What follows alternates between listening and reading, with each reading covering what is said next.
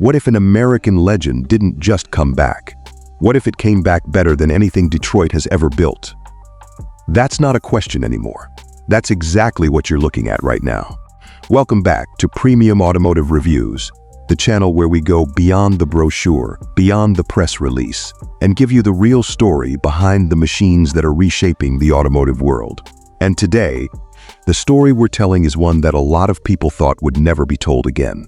The Plymouth Roadrunner, reborn, reimagined. Stay with us through this entire breakdown, because there is one detail toward the end of this video about what's hiding underneath that carbon diffuser that is going to completely change how you think about this car.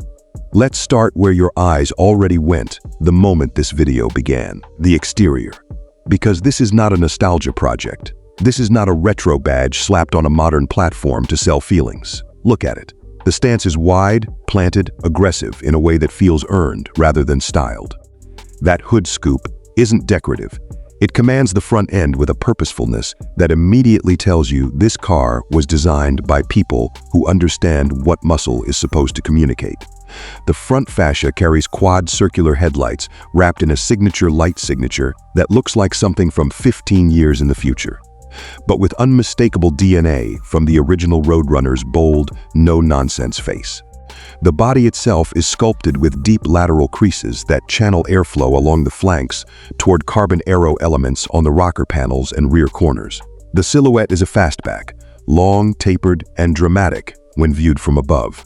There is a panoramic glass roof that stretches from the windscreen almost to the carbon rear spoiler, and in that overhead shot, this car looks less like an American muscle car and more like something that belongs at Le Mans.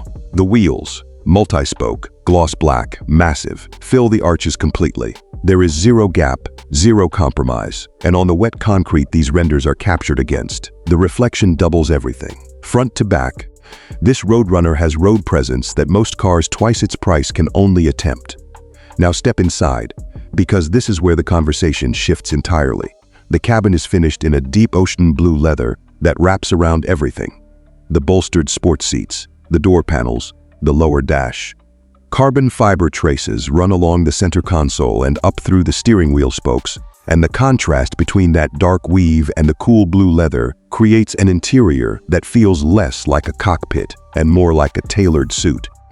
The Roadrunner logo is embossed into the headrests with a subtlety that tells you this car's designers understood restraint as well as they understood drama. The dashboard is dominated by a wide curved infotainment display that flows seamlessly from the instrument cluster across to the passenger side. No bezel breaks, no awkward transition. The system itself appears to be a highly integrated touchscreen environment with real-time navigation, connectivity, vehicle performance monitoring, and what appears to be an AI-assisted interface that learns driver preferences over time. The steering wheel is flat-bottomed, carbon-rimmed, and carries the brand's updated emblem at center. Clean, precise, and exactly what a driver's car deserves in its hands. Ambient lighting runs along the footwells, and lower dash in a cool teal that complements the blue interior without overwhelming it. On a night drive, this cabin is going to feel like a different dimension. Everything about the interior communicates one message clearly. This was built for the driver first, and the passenger experience second. But the passenger experience still won't disappoint. Now, here's the part of this story that most coverage has glossed over entirely: the powertrain. And this is where the 2026 Plymouth Roadrunner stops being just a beautiful object and starts being a genuine performance statement.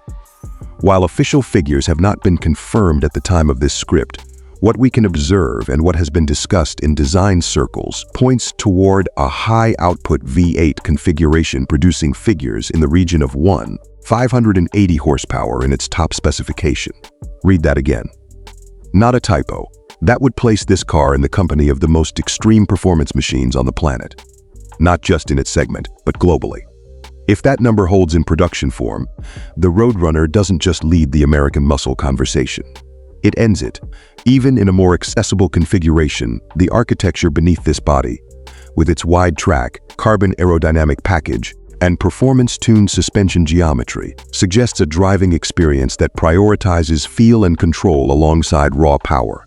The exhaust exits, 4 of them, are mounted low in a carbon diffuser that clearly isn't for decoration.